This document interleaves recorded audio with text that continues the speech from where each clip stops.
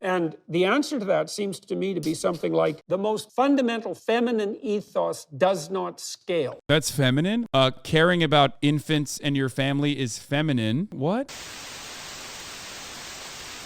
Ben Shapiro, I was talking to him about this recently, and he said something quite witty, which was that, well, at home he's a communist, right, with his kids. Well, it's from each according to their ability, to each according to their need. Sure. And that's right, because with your children, you're trying to keep things equitable in terms of outcome even, and you are calling on them to deliver what they can, and you provide to them what they need. And then... Wait, what? I mean, no, he's not wrong. Guys, don't jump to immediately say Jordan Peterson is bad. He is bad. What he's describing is not wrong. I'm sure he will this up somehow, but like that is a fundamental principle of Marxism. So not the equality of outcome part. That part is silly. That's not Marxist at all. But it doesn't matter. It's an open question, especially if you're not particularly mature in your thinking. It's an open question. Well, why can't we use exactly those principles to govern, well, large corporations or educational institutions or the world as a totality? And the answer to that seems to me to be something like the most fundamental feminine ethos does not scale. It's a local ethos. It's for infants and family members, fundamentally. Ben Shapiro, I was talking to him. What? Corporations or educational institutions or the world as a totality. And the answer to that seems to me to be something like the most fundamental feminine ethos does not scale. It's a local ethos. It's for infants and family members. That's feminine? What? Dude, he was right in the beginning. I mean, up until this point is like a great way to advocate for how we as a nation, how we as a government could operate. Marx praised free time for all of us as a true measure of how far we had progressed towards socialism, says Professor David Harvey. And he goes,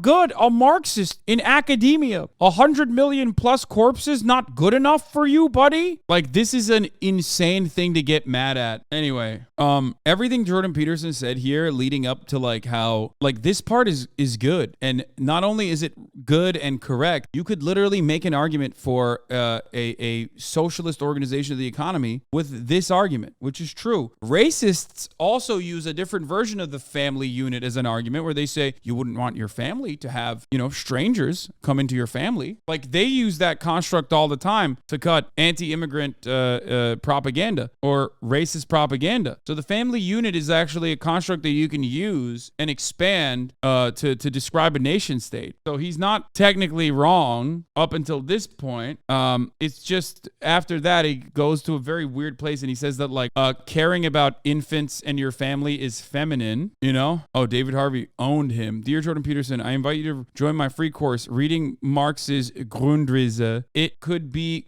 a great way for you to read Marx for the first time. So when you try to debate someone like Zizek, maybe you won't abjectly humiliate yourself again.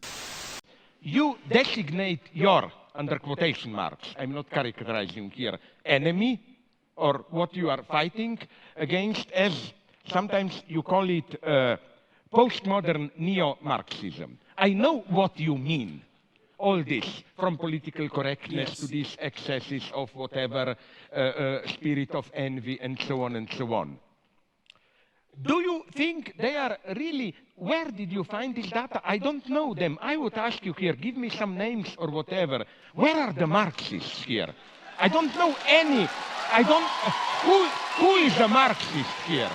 Show me any big names of political correctness. I think they fear like a good vampire fears garlic. This is why they are already, the one who is not a Marxist, but at least approaches economic topic, Bernie Sanders, he is already under attack as white male and all that stuff and so on. Who are, give me some names and so on, and who are these postmodern, egalitarian, neo-Marxist, and where do you see any kind even of Marxism? I see in it mostly an impotent, an utterly impotent moralization. Please, I'm so sorry that I was too loud. That's no problem. Please. Well, I mean... Rolled. Let's say you have a good old-fashioned father. It's Sunday afternoon, you have to visit grandma. The father, good old-fashioned authoritarian father, will tell you, listen, I don't care how you feel if you're a small kid, of course. I don't care how you feel. You have to go. You're going. Going grandmother and behave there properly. Okay. That's good. You can resist.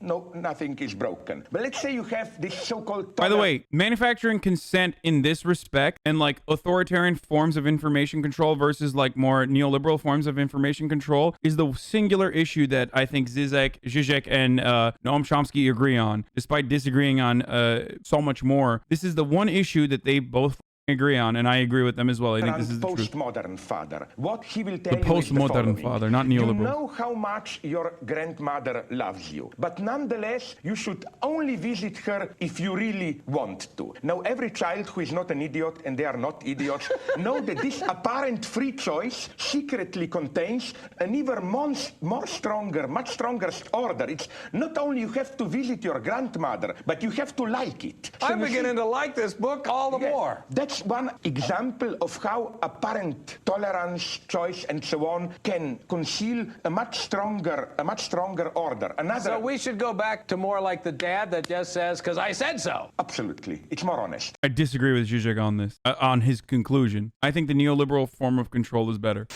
Yeah, I grew up in a very, angry time. You know, you were afraid of your dad's dad. I talked about this before, but I'm still working through it, so just bear with me.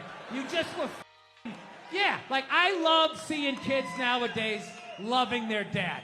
Like, Dad, what's Dad? Want to go play, Dad? Let's go ride bikes, Dad! Yeah, when I was a kid, I was like, Dad, run! Open a window! Mom, what did you see in that? Lunatic, right?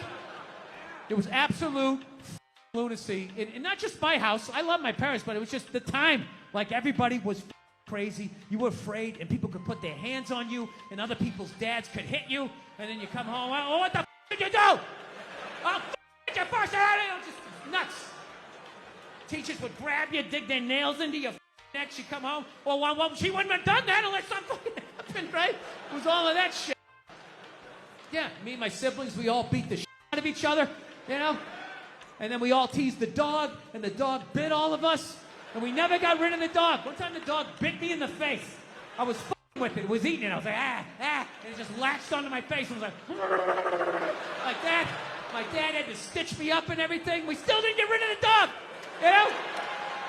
He's a good dog. He had a moment. Jesus Christ. Well, Jesus Christ, you shouldn't have put your goddamn face down there near the f***ing dog.